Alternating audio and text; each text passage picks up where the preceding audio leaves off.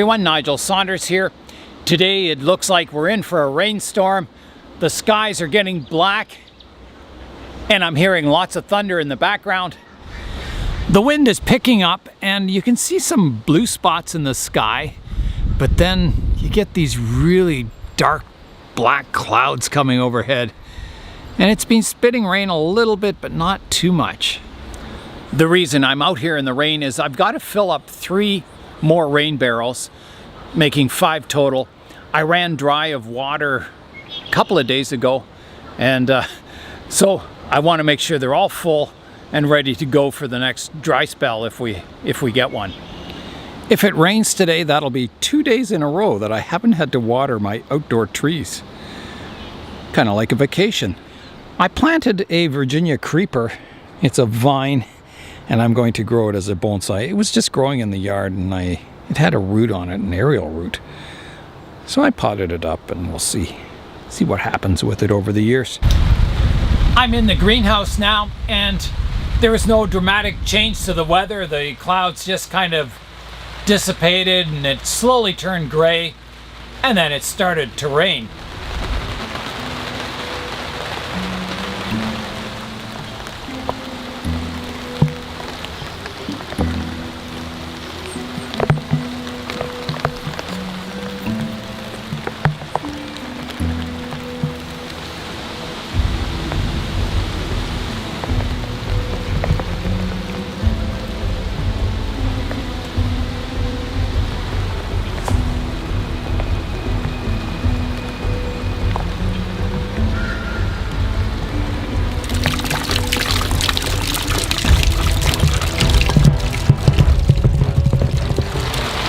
The sun comes out every now and then, and I don't know how much rain we'll get. I'm hoping I get enough to fill my water barrels, but we'll see. The rain has ended and the sun has come out, but it has really cooled off, and it'll be cool all next week. All that thunder and dark clouds didn't give me a lot of water. I've got 1 barrel almost filled here and another one full. And I just use garbage cans, and they work really well because you can put these lids on them. And they're almost airtight, so mosquitoes can't get in here. Light doesn't get in here to create algae in your water. And it keeps all the debris out that falls from the trees above, leaves and maple keys and flowers off the maples. So yeah, they work really well, these garbage cans, as water barrels.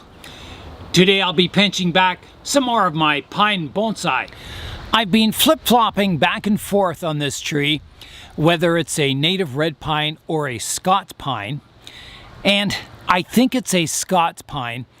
And the reason I think that is by the candles on it, the new growth on it. It looks very similar to the Scots pine we have in the backyard. And the red pine candles are quite different. I'll show you both of them. Over here in the pot that Shani sent me, this I believe is a native red pine. And you can see the candles on it. They're very cylindrical, long, and the needles haven't separated from the candle yet. They're just starting in some of them, but generally they're, still quite tight. If you look at these ones, I'm starting to get a little bit of needle separation.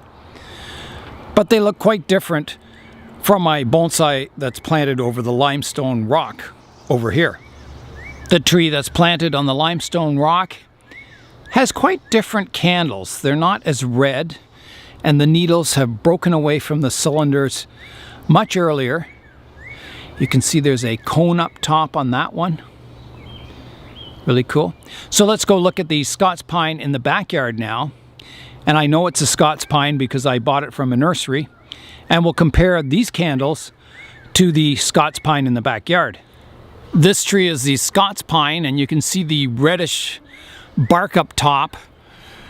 And here's the candles on it. And they're very similar to the ones on that tree that's planted over the limestone. And there's a cone on top. Again, very similar to the tree on my limestone rock. So I'm quite certain it's a Scots pine, that one.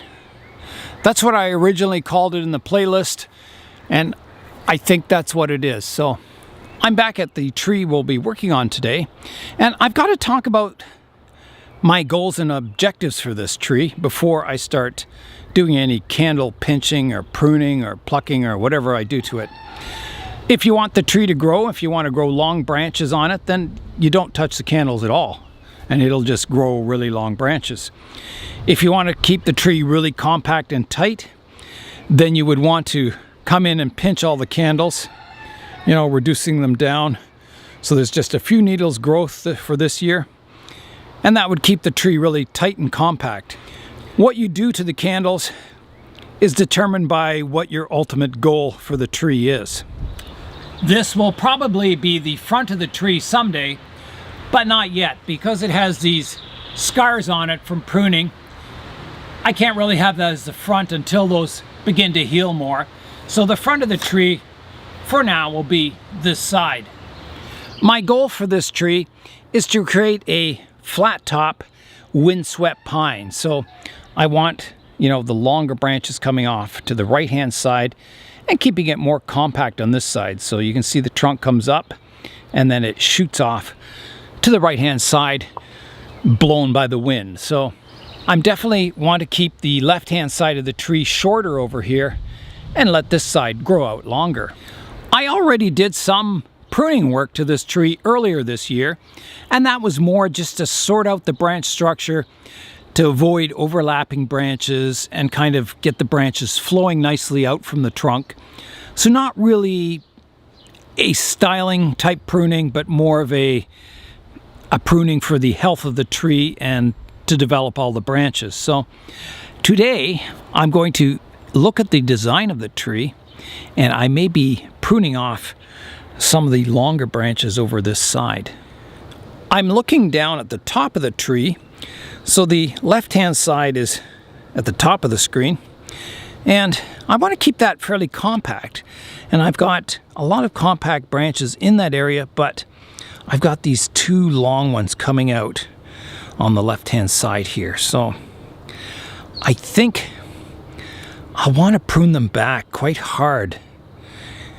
And it's a little bit risky, but there is healthy needles along here, and the tree is really healthy. So I think I can get away with pruning these branches off shorter. I didn't do it before, and I wonder if I should have. I'm still wondering if I should do that. I could just pinch these candles back up here and try and keep this side compact, but I think to get a wind-swept look, I've got to keep this fairly compact.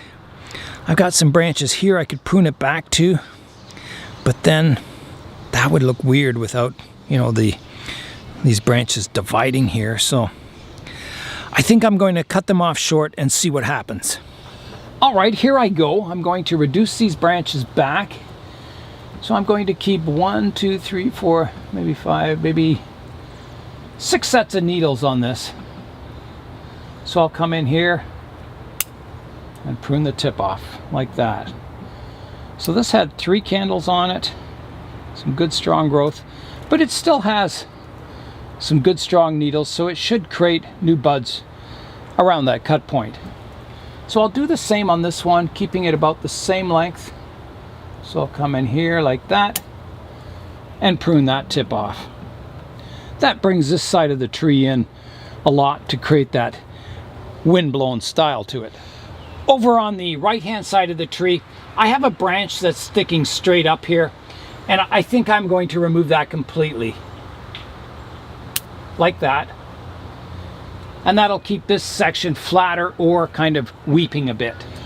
I've also got a branch sticking straight up here, and I pruned it off before shorter, and I'm wondering if I should remove it totally.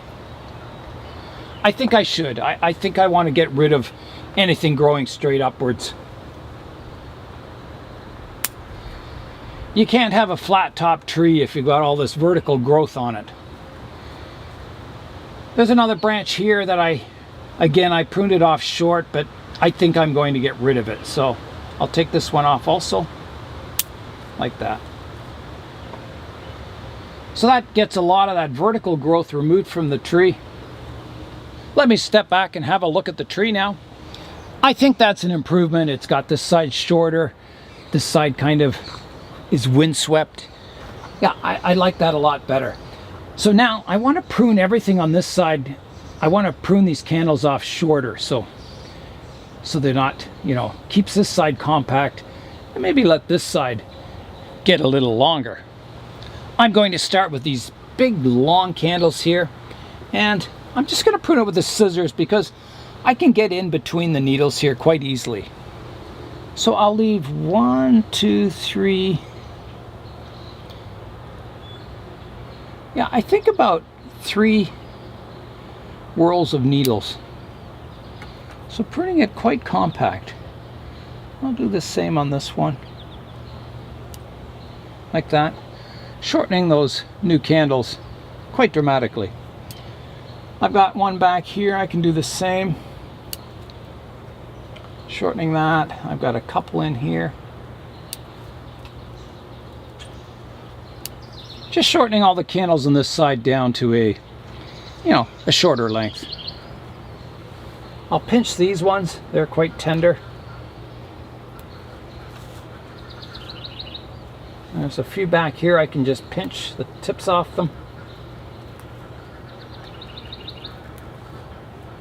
Just to kind of equalize the growth in this area.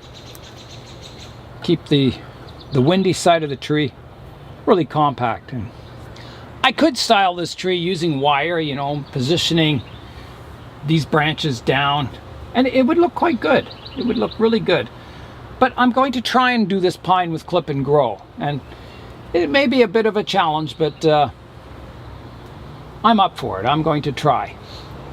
I'm going to prune back all the candles shorter except for the ones on this outer edge here on the right hand side, so they'll grow out a little longer and they'll give the tree a little more style. So I think most of these I can just pinch the candles. They're quite tender still. And I'm just kind of pruning them all off. Generally, you know, the length of your thumb is about what you prune them to.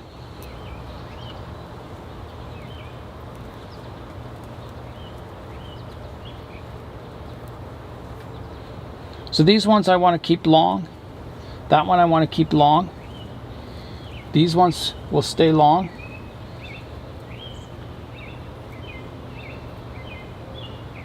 But these ones definitely need shortening. So again, the height of my thumb. Off come the tips, like that. Some back here. Like that. And then some around the back. Alright, we'll get these back ones now. That one can stay long. These ones need shortening. And there's a few in here that need shortening also. So I'll get those. And I think that's pretty well got all the candles shortened except for these few on the, you know, the right hand side here. So I think that's good. Let's go in now and have a look at the top of the tree. So there it is from above. You can see the structure is quite nice. It's quite flat. The branches are flowing nicely, getting good branch density. There's a lot of back budding in this area, which is really good to see. A lot here too. Generally on a pine, if it's vigorous and you expose a branch to sunlight, your chances of back budding are quite high, especially on an older tree. Yeah, so that's looking good. The tree is getting some style to it. It's, you know, maybe just getting the first inklings of a windblown pine style with a flat top. It's, yeah, it's getting there. Long way to go with this tree, but I'm happy with the progress of it so far. The last pine that I'll be working on today is my native red pine, and it's planted in this pot by Shani. This tree was just planted in this pot this spring, and I didn't think I would have to do any candle pinching on it because it was just freshly repotted, and I expected the growth to be quite weak, but this tree has done the exact opposite. It's just exploded in growth. So if I want to keep this tree compact, I'm going to have to pinch off the candles on it. And again, I may have to be selective because I do want some of the branches to grow longer, like maybe the cascading branches on this side and maybe the one up on this side. I definitely don't want the tree to get any higher, so I may have to prune off some of the height of the tree. And then there's a lot of sorting out to do in the branch structure at this point on the tree. So I don't know how much I'll do today. There's a close-up view of that junction point down here where the trunk comes up, and I've got like 3, maybe 4, maybe even 5 branches kind of growing out from the same point. So I'll have to pick which will be my trunk leader. It'll probably be the thickest one that's growing up top here, but we'll see. That could change. I'm not really concerned about the thickness. I just want the most interesting trunk line. So I'll have a look at it and maybe try and decide. There's kind of a look at that junction point on the trunk. And I do like that skinnier one as a trunk line. It flows nicely from the existing trunk, but if I remove that top one or ginned it, I don't know. I don't want it to, you know, come up the trunk and then have all these kind of dead wood coming out. That would look just as funny as it does now. I definitely want to keep the cascading branches that kind of follow the contour of the pot. I like the branch off to the left-hand side. I've been looking at the tree, and my thinking is that that middle branch has the nicest flow line with the trunk. And if I were to remove that, I would have the trunk coming up, slanting up, and then going straight up, and then it curves. And I think it would look very awkward. And I think I would regret that for the rest of my life, that that trunk has that weird kind of kink to it. So I'm thinking remove that upper one, keeping, you know, all this branching up front, my apex coming forward, and get rid of that big thick one up top, which doesn't have a whole lot of branching attached to it. And it's also getting quite high, so that would lower the height of my tree, and then I can kind of develop the canopy and the apex from the lower branches. So I'm thinking get rid of that top one. All right, I've decided I'm going to do that. I'm going to remove that top branch. It's a big decision. But something's got to be done. It's just a mess, that section of the tree. All right, here I go. This is a tough cut. Tough cut, but it's got to be done. And I'm going to lose a lot of branching because off of this thicker trunk, I've got 2 branches here. I've got all these branches up here that'll all be gone.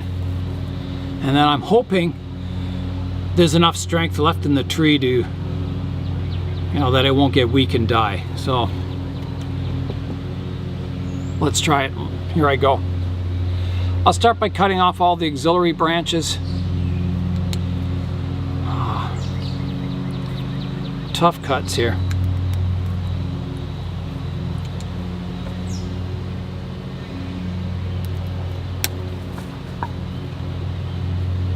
And then this crossing one here, which I've got to get in like this.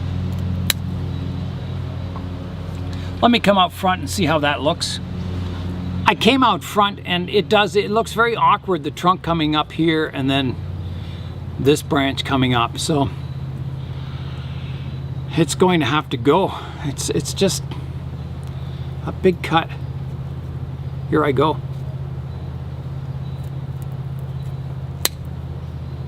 It's gone. I will come in and clean that up just a little bit. So I've got to just take a little more off. Like that. Get it as flush as possible. I don't want any bumps on the trunk. I want a nice smooth flowing trunk line.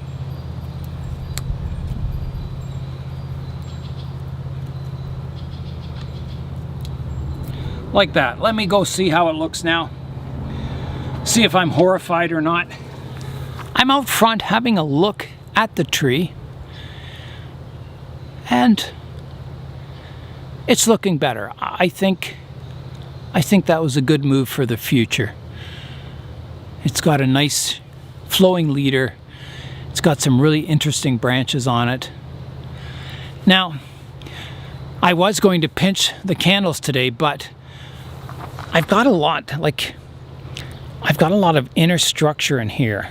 So if I let these candles extend, provide energy for the tree all summer, and then prune them off in fall, I can then next year develop all these inner ones and shorten this back.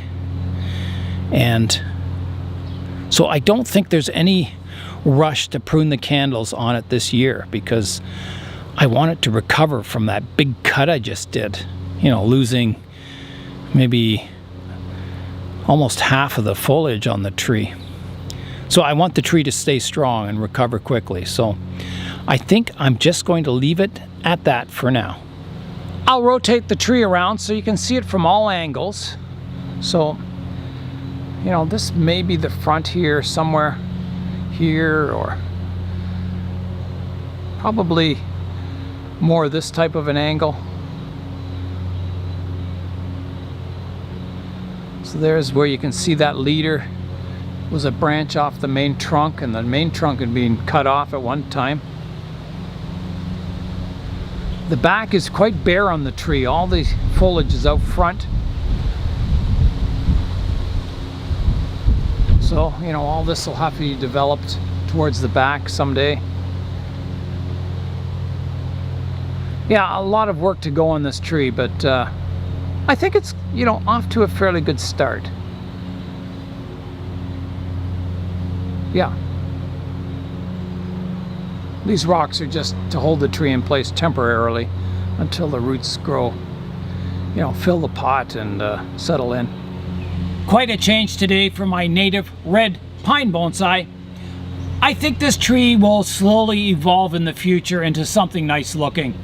At the moment, it's a bit of an ugly duckling, but I think it'll get there. That's all for today. I'm Nigel Saunders. Thanks for joining me in the Bonsai Zone.